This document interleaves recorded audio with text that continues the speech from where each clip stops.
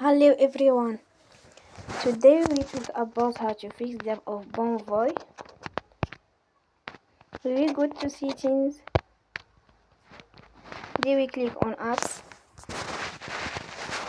After that we search the app Bonvoy and we click. Then you will on for stop. After that we go to storage. Then we click on clear cache.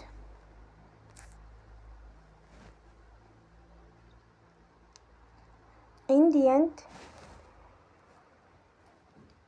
turn off your phone and you will recharge your phone again. Don't forget to support us by like and subscribe. See you next time and thank you for watching.